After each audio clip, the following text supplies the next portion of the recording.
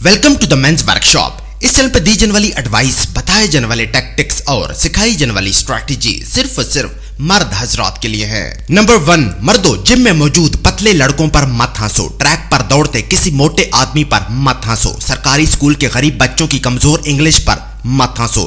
किसी बापर्दा खातून के मोटरसाइकिल चलाने पर मत हंसो, क्योंकि तुम इनके साथ बीती हुई कहानी नहीं जानते। मर्दों, ऐसे लोगों पर मत हंसो।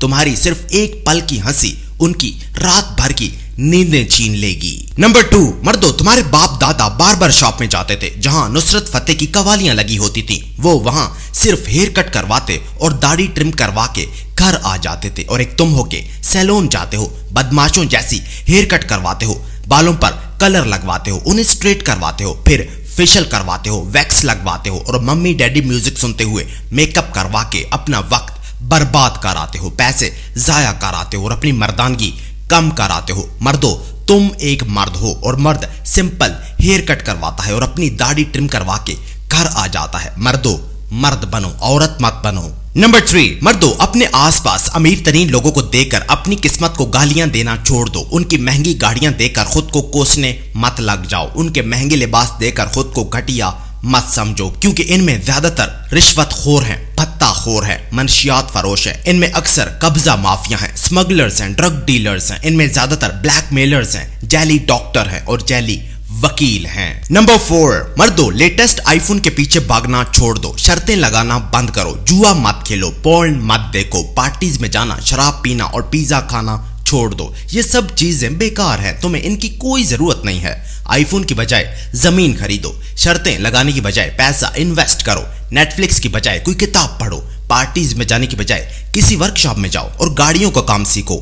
मर्दों, सिस्टम के गुलाम मत बनो, भेड़ बकरियां मत बनो। नंबर 5, मर्दों, जब कोई कुत्ता बीमार होता है तो जानवरों का डॉक्टर उसके मालिक से सबसे पहला सवाल ये करता है कि इसकी डाइट क्या है, इसने रात को क्या खाया था जिसने इसकी सेहत खराब कर दी है। लेकिन वहीं जब तुम बीमार हो जाते हो तो हॉस्पिटल वाले सबसे पहले तुमसे ये पूछते हैं कि क्या तुम इंटाइटल हो या कैश दोगे। मर्दों, अपनी सेहत का ख्याल रखो।